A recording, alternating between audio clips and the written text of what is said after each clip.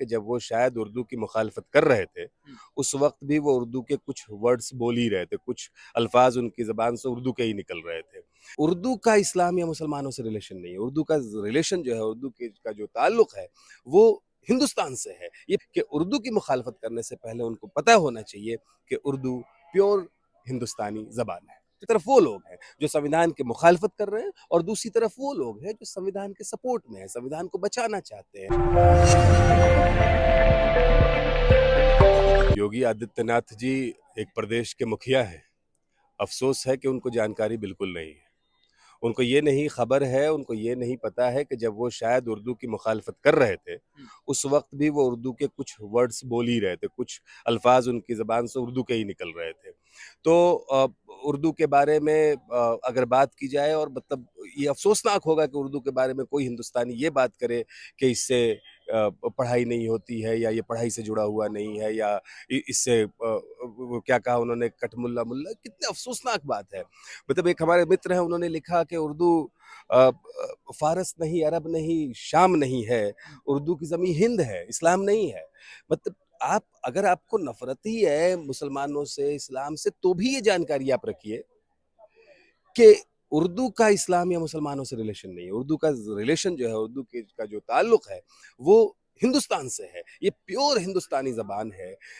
मुझे अफ़सोस है कि एक प्रदेश का मुखिया, पता नहीं उनके सलाहकार कैसे हैं, उनके सलाहकारों ने उन्हें जानकारी दी है या नहीं दी है। सबसे प्राइमरी तो यही कि उनके पास जानकारी नहीं है कि उर्दू की मुखालफत करने से पहले उनको पता होना चाहिए कि उर्दू प्योर हिंदुस्तानी ज़बान है। तो क्या लगता है नफरत उर्दू से या मुसलमानों से? देखिए सिंपल है, आज के दौर में जो बदलता हुआ दौर है, पिछले आप अगर पता करिएगा आपके जो दादा के टाइम के लोग होंगे, मेरे फ़ादर के जो टाइम के लोग थे, सभी लोग उर्दू पढ़ते थे, सभी लोग उर्दू बोलते थे, सभी लोग उर्दू में ही लिखते थे। तो बदला है ज़माना, उसमें इन लोगों ने तो रंगों का भी मज़हब बता दिया है, तो ज़बान का भी मज़हब बता दिया। अब जब ज़बान का मज़हब बताया है, तो उन्होंने कहा कि इस्लाम से जोड़ दो उर्दू को।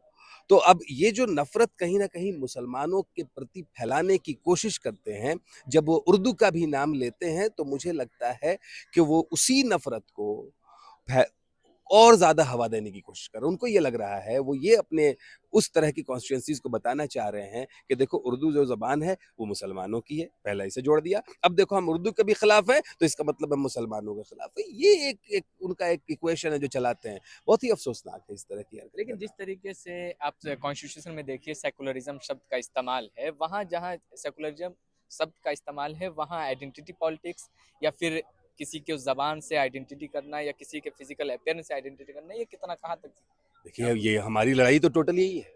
हम लोग यही तो कहते हैं ना कि एक तरफ वो लोग हैं जो संविधान की सुरक्षा नहीं करना चाहते हैं, उसको तार-तार करना चाहते हैं। तो संविधान के अंदर ही आ जाता है सेकुलरिज़्म भी, सोशलिज़्म भी, सब कुछ आ जाता है। तो जो एक तरफ वो लोग हैं जो संविधान की मुखालफत कर रहे हैं और दूसरी तरफ वो लोग हैं जो संविधान के सपोर्ट में हैं, संविधान को बचाना चाहते हैं। तो जो संविधान को बचाना चाहेगा, वही सेकुलरिज़्म को बचाना चाहेगा, वही सोशलिज़्म को बचाना चाहेगा। जो संविधान के मुखालिफ है, वो सेकुलरिज़्म को नहीं बचाना चाहेगा। तो बहुत सिंपल है, यहाँ तो इक्वेशन ही क्लियर है और हिंदुस्तान तो समझ रहा है इस बात कठमुल्ला को। शब्द का इस्तेमाल इससे पहले भी आपने उनको देखा, यहाँ उनको लोकसभा में हुआ। उनको उनको क्या मैं बोलूँ? उनकी अगेन ये उनकी जाहिलियत है। ये उनके जाहिलपने को शो करता है कि उन्हें नहीं मालूम है कि मुल्ला, अब ये जो इस तरह का बयान देना, बताइए किसी के साधु संतों के बारे में कोई बोल रहा है, किसी के मौलानाओं के बारे में कोई बोल रहा है? क्या हमारा युवा ये देख रहा है? क्या हमें, जहाँ पे सबसे बड़ी आबादी युवाओं की है, अफ़सोसनाक है कि हम इन बातों पे बात कर रहे हैं। अफ़सोसनाक है कि योगी आदित्यनाथ एक प्रदेश के मुखिया होने के बावजूद वहाँ की नौकरियाँ कितनी मिल रही हैं, वहाँ रोज़गार का तरीका है कि नहीं है, वहाँ शिक्षा कितनी मिल रही है, वहाँ स्वास्थ्य के सारे सुविधा उपलब्ध है कि लोगों को नहीं है, इस पे बात नहीं कर रहे हैं। बताइए कहाँ बात कर रहे हैं? वो ऐसी बात कर रहे हैं, उनको उनको हमेशा वही हैंडल करना है। उन लोगों की ख़्वाहिश रहती है कि ताकि दूसरे सवाल ना हो, इंसानों के दिमाग में वो एक सर्टेन इतना अच्छा हार्मोनल काम कर रहे हैं चेंजेस योगी करना जी, इतना चाहते अच्छा हैं। काम कर रहे हैं, करोड़ों लोगों को संगम में डुबकी तो लगवा दी है। देखिए करोड़ों लोगों को व्यवस्था आप संगम देख नहीं रहे हैं। बिल्कुल देखिए, अब इस पे मैं क्या कहूँ, जो लोग जा रहे हैं हाँ। वो बताएंगे व्यवस्था क्या है। दिल्ली से लेकर के पूरे उत्तर भारत क्या दक्षिण भारत तक इस व्यवस्था का पोल खुल चुका है। मुझे अफसोस इस बात का है कि श्रद्धालुओं की, आस्था रखने वालों की जान की कीमत नहीं इस सरकार ने रखी है।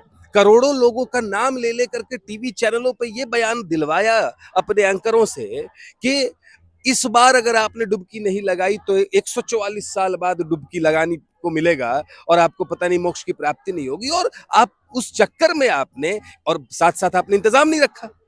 आप हर तरफ से प्रोपेगेट कर रहे हैं, लोगों को मोटिवेट कर रहे हैं कि आप अभी आ जाओ, फौरन आ जाओ, इतनी बड़ी आबादी आ जाओ, और साथ में आपने उसका इंतजाम नहीं रखा है। तो आप श्रद्धालुओं की जान की कीमत नहीं, श्रद्धालु क्या हिंदुस्तानी नहीं है?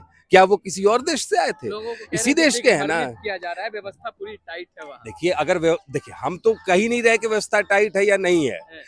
आप पत्रकार हैं, आपकी खबर में पूरे पब्लिक प्लेटफॉर्म पे है कि वहाँ की व्यवस्था क्या है, कैसी है, क्या हो रहा है, नहीं हो रहा है, सबको दिख रहा है ना। और वो सिर्फ वहाँ की नहीं, आप जब पूरे देश से लोगों को वहाँ जाना है, सारे रेलवे स्टेशन से जाना है, सारे एयरपोर्ट से जाना है, तो वहाँ पे इंतजामात है कि नहीं। दिल्ली में क्या हुआ, अब इस पे मैं क्या बोलूंगा? ये तो खुली बात है ना कि श्रद्धालुओं के लिए आपने इंतजाम सही नहीं रखा और उस पर झूठ बोल रहे हैं आप आकर के। कई घंटे तक लगातार ये झूठ बोलते रहे, वहां कुछ हुआ ही नहीं है। उसके बाद जब एक्चुअल जान गई है, लोगों को पता चला है, तब उनको मानना पड़ा कि जान गई है। उसमें भी लाशें, इंसान की जान उनके लिए एक नंबर है सिर्फ, और वो नंबर भी झूठा है।